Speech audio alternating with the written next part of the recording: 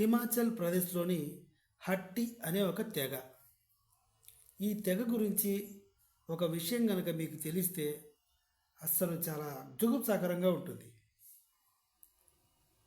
ఇంట్లో నలుగురు అన్నదమ్ములుంటే పెళ్ళి ఒకరికి జరిగితే మిగతా ముగ్గురికి కూడా జరిగినట్టే. ఇదేంటి అంటే చాలా వింత ఆచారం. వాళ్ళ ఆచారం ఇంతే. కర్మకాలి ఇంట్లో 5 మంది కంటే ఎక్కువ ఉంటే ఆవిడ పని గోవిందార్పణం. హట్టి అనే ఒక తెగ ఎంత నీచంగా ఉంటుందంటే ఆ ఇంటికి పిల్లనిస్తే ఆ ఇంట్లో ఒకడే తాళి కడతాడు. కానీ అతని తమ్ముళ్ళు ముగ్గురుండారంటే మిగతా తమ్ముళ్ళకి కూడా ఆవిడ భార్యగా ఉండాల్సిందే.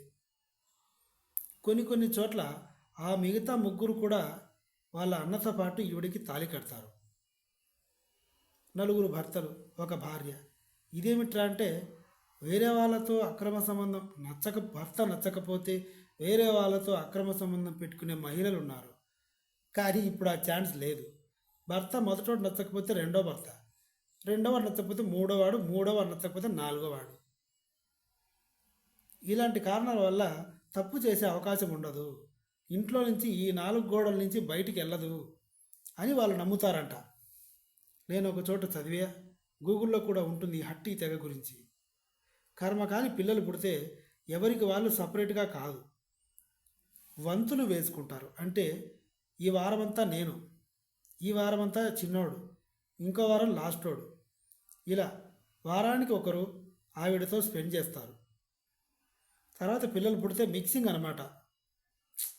ఈ వీడియో చేయాలంటే కూడా ఎలా చెప్పాలి, ఏం చెప్తే అర్థమవుతుందో నాకే అర్థం కావట్లేదు. మొత్తానికి 4 ద్వారా పుట్టిన బిడ్డని ఆడపిల్లైనా మగపిల్లలైనా సొంత కొడుకులాగే చూసుకుంటారు. బాబాయ్ పిన్నమ్మ అలా ఏముండదు, అందరూ డాడీలే అదనమాట. ఒకవేళ కర్మగాలి కూతురు పుట్టిందనుకో, ఆ కూతురు కూడా మళ్ళీ ఇంకో 4గురికి ఇచ్చి పెళ్లి చేయడమే.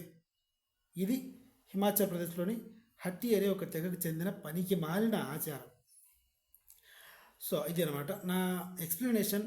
మీకు కనుక నచ్చితే తప్పకుండా నా ఛానల్ని సబ్స్క్రైబ్ చేయడం మర్చిపోవద్దు. ఇలాంటి మరిన్ని వీడియోల కోసం నా ఛానల్ని సబ్స్క్రైబ్ చేసి ఈ వీడియోకి మీ వంతుగా లైక్ బటన్ నొక్కండి. Thank you.